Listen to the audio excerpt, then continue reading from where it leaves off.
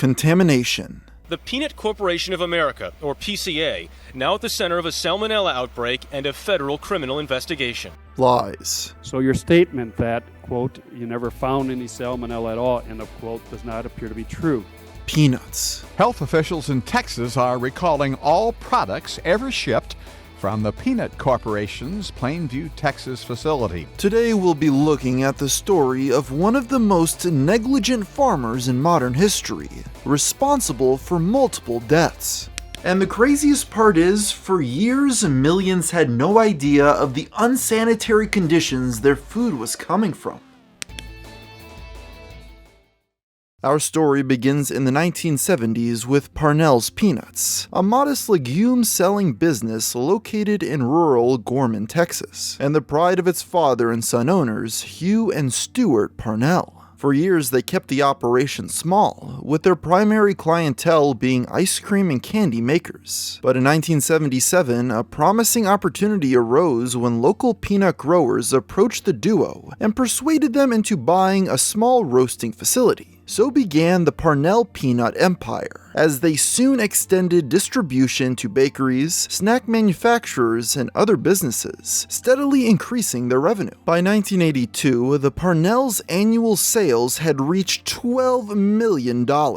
Their business, now named Peanut Corporation of America, or PCA for short, had scaled impressively in several years. In a 1983 interview, Hugh Parnell said, "Have you ever eaten a Nutty Buddy? How about trail mix? Then you've tasted our product." Heading into the 90s, the company continued its rapid growth, eventually reaching the point where they were earning more than $30 million in yearly revenue. Things all changed in 1995, when the Parnells stepped away from their leadership duties and sold off the Peanut Corporation of America. Hugh Parnell retired, ending his involvement in the company, while Stewart Parnell and his two younger brothers remained as consultants at PCA.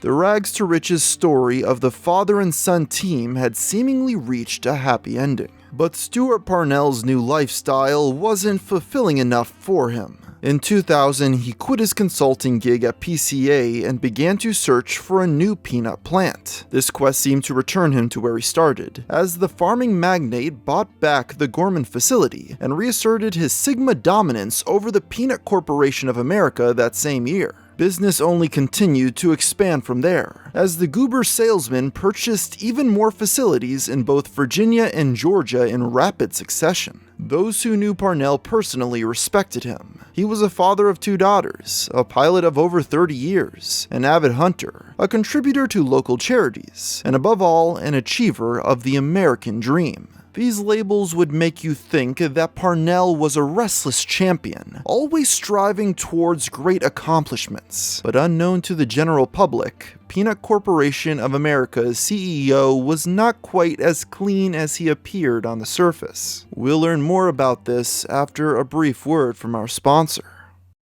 Did you know that 2 out of 3 guys will experience hair loss by the time they're 35? Fortunately, with Keeps, that does not have to be the case for you. To put it simply, Keeps is a subscription service that helps men keep their hair. They offer clinically proven treatments to combat the symptoms of hair loss. How it works is you get a treatment plan that is recommended by a doctor and then delivered straight to your door. On top of the convenience, it's about half the cost of a traditional pharmacy. And whether you're looking to prevent hair loss, stimulate hair growth, or just take better care of the hair you have, Keeps has you covered. Just remember that hair loss stops with Keeps. And to get 50% off your first order, go to keeps.com/GFM or click the link in the description down below. Again, that's keeps.com/GFM. While the peanut tycoon was loved by many, evidence of Stewart Parnell's remorselessness stretches as far back as 1990, when his company faced its first major legal conflict. That year, federal regulators found an unacceptably high amount of mold in peanut butter shipped out of their plant. The PCA recalled the products, yet this did not protect them from being sued by multiple parties. On top of this, the company's facilities were also found to be filthy and decrepit. A potential buyer by the name of David Brooks inspected the Gorman, Texas facility on 3 occasions to determine whether or not to work with the PCA.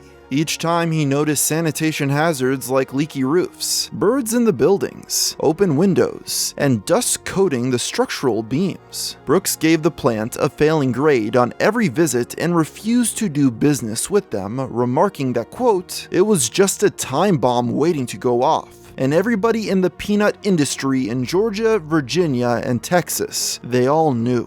The allegations don't end there. In 2001, the Associated Press received news from the FDA of health violations in PCA's Georgia facility. Allegedly, workers at the plant used an insecticide fogger in food processing areas and did not clean the exposed equipment. Additionally, they found dirty duct tape holding together broken machinery, insect carcasses piled up amongst the peanuts, and holes in the building that provided easy entrance to rodents. Stewart Parnell claimed that the U.S. Department of Agriculture had approved their practices, and he shifted blame to the insecticide company due to their allegedly misleading labels. Because no products were actually found to be contaminated, and Parnell promised to correct the health violations, the government permitted the Peanut Corporation of America to continue its operations. But Stewart's little triumph would ultimately appear meaningless in comparison to the events that would soon follow.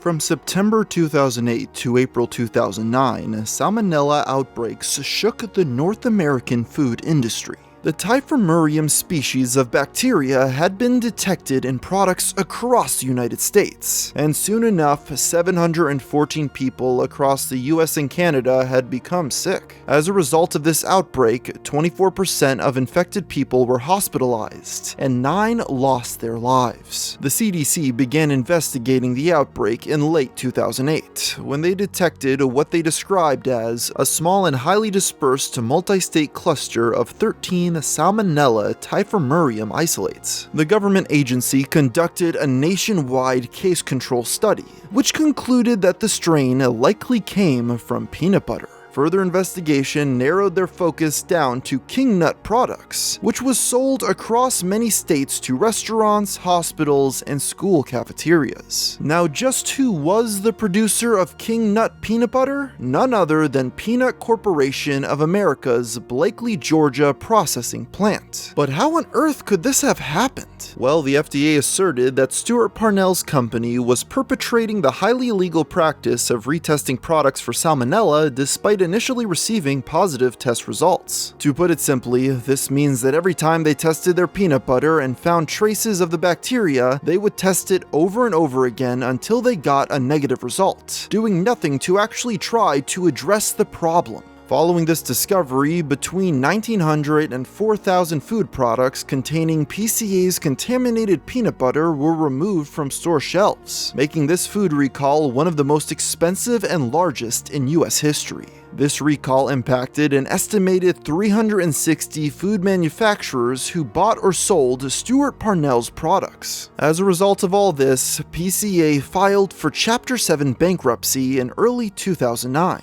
Their Texas plant shut down soon after when state inspectors found dead rodents and excrement near the air exchange that ventilated the production room, and officials ordered a recall of every product made there since its opening. Stewart Parnell soon became a recluse, burrowed inside his Virginia home, a shell of himself reduced to shooing away visits and phone calls from friends and clients alike. But the punishment of Parnell and his business associates had only just begun. It wouldn't be long until the now infamous peanut distributor was subpoenaed to congressional hearings to testify before a House subcommittee. Despite the court asking fairly straightforward and standard questions, the legume company's CEO refused to respond, instead pleading the fifth to all inquiries. Even after emotional testimonies from the grieving family members of those who had died due to salmonella poisoning, all due to his alleged negligence, Stewart Parnell refused to comment. He simply continued pleading the fifth on the advice of his counsel. In the last panel, and you heard the last panel testify, did you not?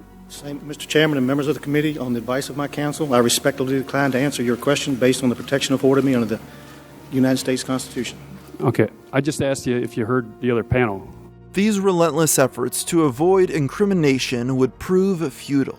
In August of 2010, a federal judge awarded victims of the outbreak $12 million in settlement money coming out of the now bankrupt PCA's insurance policy. The following year, family members of those who had died or fell ill to the infected products called for criminal charges to be brought against former PCA officials during a press conference in Washington, D.C. 2 years later to the exact date, Daniel Kilgore, former operations manager at the PCA plant in Blakely, Georgia, pled guilty to 29 criminal charges, including 8 counts of interstate shipment fraud and 5 counts of wire fraud. As the target of a federal criminal investigation, civil claims piled up against Stewart Parnell in courthouses around the country for several years. In 2013, 4 people were indicted on a total of 76 federal felony charges, including fraud and conspiracy, obstruction of justice, and placing misbranded and adulterated products into interstate commerce. Alongside this indictment, the court disclosed incriminating emails that revealed PCA officials openly lied about conducting salmonella tests and receiving the required results for shipment, including one from Parnell that read, "Just ship it. I cannot afford to lose another customer." But perhaps the most damning piece of evidence that arose was the court's discovery that Michael Parnell, who negotiated sales for PCA, informed his brother Stewart on November 16th of 2006 that the company could create false certificates of analysis for food infection. The falsified test results, fraudulent emails, horrible conditions, and positive salmonella tests had all come to light. And as a result, in 2015, the PCA owners finally saw justice, when Stewart was sentenced to 28 years in prison.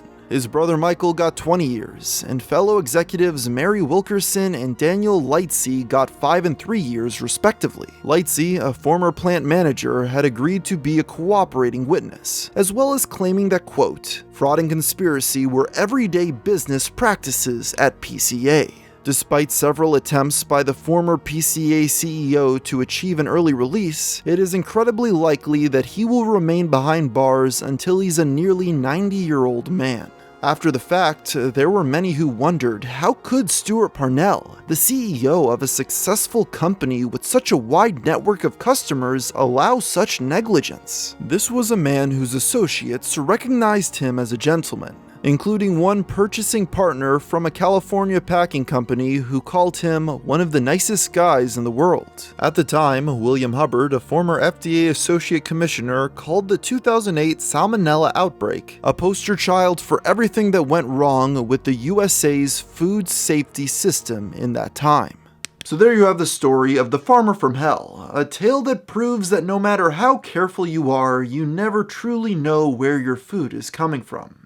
And with that thought, I think I'll end the video here. So until next time, thanks for watching.